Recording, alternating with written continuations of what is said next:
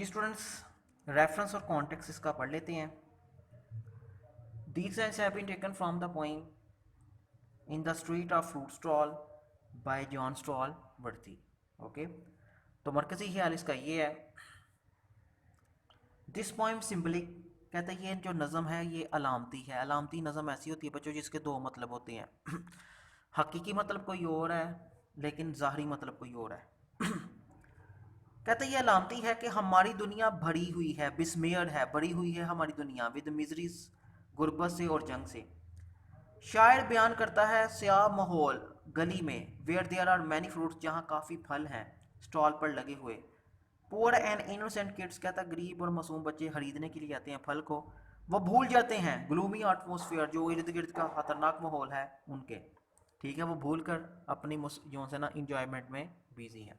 तो ये था जी फ्रूट स्टॉल का रेफरेंस कॉन्टेक्स्ट जो हमने रीड कर लिया। आए जी नेक्स्ट पोइम की तरफ पढ़ते हैं हम। सिंधी वुमेन। सिंधी वुमेन के जो है ना वो बारे में शायर ने इस नज़म में बयान किया है कि सिंधी वुमेन बेयर फुट, नंगे पाँव है थ्रू द बाजार, बाजार से गुजरते हुए। कहता है सिंधी हतून नंगे पाँव है बाजार से होते हुए, विद द सेम एंडुलेंट ग्रेस। एंडुलेंट का मतलब होता है मौज की तरह, बावकार तरीके से, यानी कि वो सीधे तरीके से जा रही है, मौज की तरह है, बावकार तरीके से। एज द क्लॉथ ब्लाउन, जैसे ही कपड़ा उड़कर पीछे होता है, फ्रॉम हर फेस, उसके चेहरे से। She glides with the stone jar, वो उठाए हुए है पत्थर का मर्तबान अपने सर पर। नॉट अ रिपल, लड़खड़ाहट नहीं है उसके ट्रेड, उसकी चाल में लड़खड़ाहट नहीं है। पत्थर का मर्तबान उठाए हुए है, बोझ उठाए हुए है, लेकिन कोई भी चाल में लड़खड़ाहट नहीं नजर आती। वॉचिंग हर क्रॉस इरेक्ट, कहता वो पार करती है कहते मेरे देखते देखते वो पार क्या करती है, इरेक्ट स्टोन्स, जो छोटे पत्थरों से गुजरती है, कूड़ा करकट गार्बेज से गुजरती है, एक्सट्रीकेमेंट एंड क्रम्स, शीशे के जो टुकड़े हैं, क्रम्स हैं, और जो एक्सट्रीमेंट हैं, ठीक है जी, कूड़ा करकट, उससे गुजरती है। In the Karachi slums, Karachi की झोंपड़ियों से। आई विद माई स्टूप, मैं अपनी झुकी कमर के साथ मुड़कर देखता हूँ। जो शायर है वो बूढ़ा है, कहता मैं अपनी झुकी कमर के साथ जब देखता हूँ और सोचता क्या हूँ, कहता दे स्टैंड मोर स्ट्रेट, कहता ऐसे लोग बड़े ही सीधे कदम रहते हैं। हु लर्न टू वॉक, जो कि चलना सीख लेते हैं, बीनीथ अ वेट, एक वजन के नीचे। यानी कि शायद ये कहता है कि ऐसे जो मेहनत करने वाले लोग होते हैं, जो मेहनती लोग होते हैं, जो लड़खड़ाते नहीं हैं अपने काम करते हुए और बोझ के साथ साथ चलते रहते हैं, कहते हैं ऐसे ही लोग तो ज़िंदगी में कामयाब होते हैं। ये वो पैगाम हमें दे रहा है। ओके, तो आइए जी इसके रेफरेंस कॉन्टेक्स्ट को हम रीड कर लेते हैं। These lines have been taken from the poem Sindhi Woman by John Stallworthy। इसको जॉन स्टॉलवर्टी ने लिखा स्टूडेंट, ठीक है।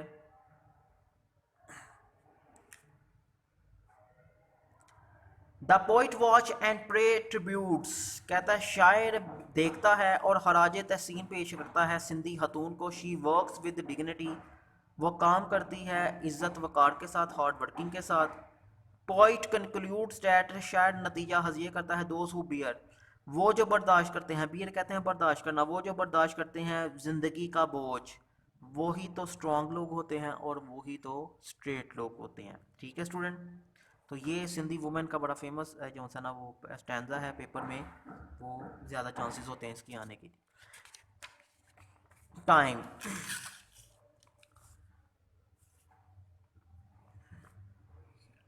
Everything there is a season, इसमें वक्त की अहमियत पर शायद जोर दे रहा है कि हर काम वक्त पर ही होता है, इसलिए हमें वक्त को फॉलो करना चाहिए। To everything there is a season, हर चीज़ का एक मौसम है। And a time to every purpose under the heaven, इस ज़मीन पर हर एक मकसद का भी एक वक्त है।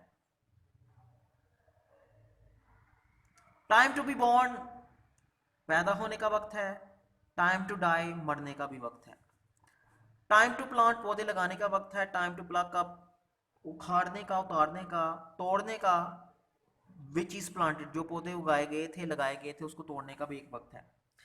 टाइम टू ब्रेक डाउन, हटाने का, तोड़ने का भी एक वक्त है। टाइम टू बिल्ड अप, तमीर करने का भी एक वक्त है।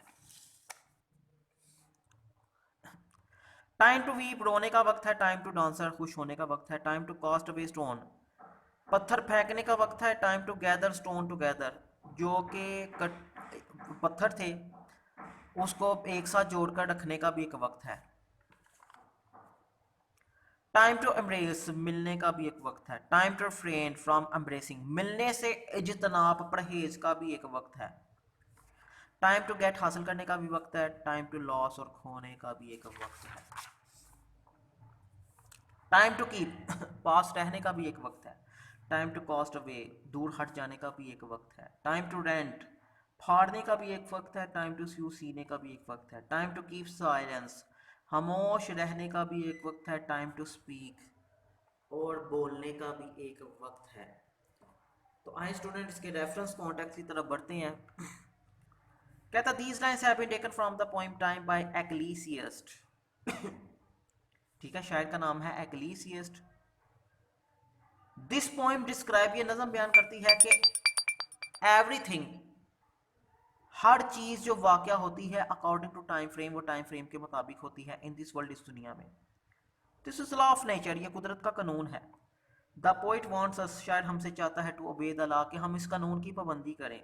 If we want to lead a comfortable life अगर हम अपनी ज़िंदगी को आरामदेह तरीके से गुजारना चाहते हैं तो हम टाइम को क्या करें, फॉलो करें। ठीक है, यानी कि टाइम की अहमियत के बारे में ये नज़म वो बयान करता है। नेक्स्ट पॉइंट हमारी है जी ओज़मेंटियस। ये एक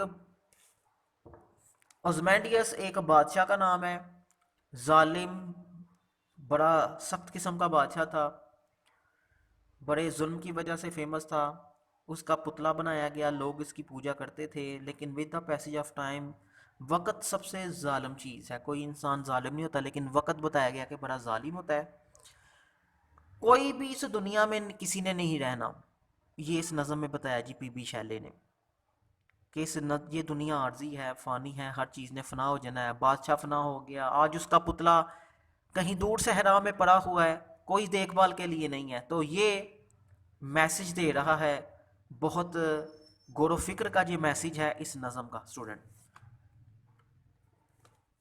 शायर क्या कहता है, आए ज़रा पढ़ते हैं। कहता शायर कहता है आई मेट अ ट्रैवलर मैं एक मुसाफिर से मिला एक पुरानी सरजमीन पर। कहता पुरानी सरजमीन से मैं गुजर रहा था, वहां मुझे एक मुसाफिर मिला जिसने कहा, मुसाफिर ने क्या कहा, कहता दो बड़ी ट्रंकलेस लेग्स बगैर धड़ के पत्थर की टांगे हैं, यानी कि पुतले के बारे में वो जिक्र कर रहा है। कहता दो बड़ी बगैर धड़ के पत्थर की टांगे हैं, स्टैंड इन द डेजर्ट रेगिस्तान में खड़ी हैं, नियर देम उनके करीब रेत पर, उनके करीब रेत पर, हाफ संक आधा धंसा हुआ, शैटर्ड विजिज टूटा फूटा चेहरा है, हुज फ्राउन जिस पर तीवरी है, जिसे हम वो तीवरी नीचे गुस्से से देखते हैं, ठीक है, कहता वो है। रिंकल लिप शकनज़दा होंठ हैं, यानी कि ऐसे लगता है जैसे कि कोई हुक्म जारी किया जा रहा है बड़ा सख्त किस्म का। सेंड ऑफ कोल्ड कमांड कहता सर्द हुक्म जाहिर किया जा रहा है। जहर आलूद तरीके से कोई हुक्म जारी किया जा रहा है। डैट इट्स स्कल्प्टर, स्कल्प्टर का मतलब होता है स्टूडेंट जो कि मुजस्मा पढ़ने वाले होते हैं। पहले ज़माने में लोग बड़े ज़हीन होते थे, जो मुजस्मे बनते थे ना, मुजस्मे की शक्ल देखकर बता देते थे कि ये क्या कह रहा है। कहता है अपने पढ़ने वाले को मुजस्मा साज को बताता है जो कि शौक रखते हैं ऐसी चीज़ों के पढ़ने का। Which yet survive stamp on these lifeless things, कहता है उस पर कुछ ऐसी चीज़ें हैं प्रिंट हुई, किस पर, उस मुजस्मे पर, और पढ़ने वाला जो मुजस्मा पढ़ने वाला है उसको आराम तरीके से बता देता है कि क्या लिखा है।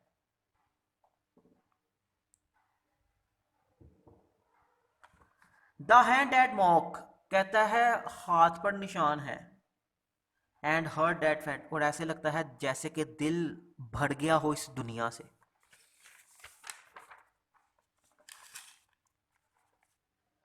On the pedestal these words appear, कहता है ये पैदल चलने वाले हैं, ये अल्फाज को देख कर पढ़ सकते हैं। क्या अल्फाज लिखे हुए हैं जी मुजस्मे पर, कहता है माई नेम इज ओज़मेंडियस, मेरा नाम ओज़मेंडियस है, किंग ऑफ किंग्स बादशाहों का बादशाह हूं मैं। लुक ऑन माई वर्ड्स, मेरे अल्फाज को देखो।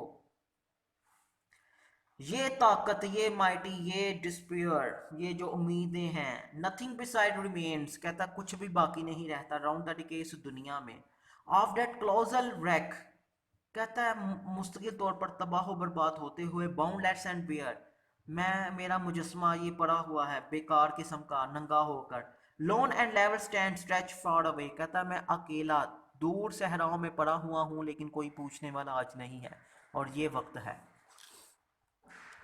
आई जी रेफरेंस कॉन्टेक्स्ट पढ़ लें, इस नज़म का कोई भी स्टैंजा बच्चों आए तो आपने रीड कर लेना है और जज कर लेना है ये किस नज़म से लिया गया है। These lines have been taken from the poem Ozymandias by P B Shelley, ठीक है।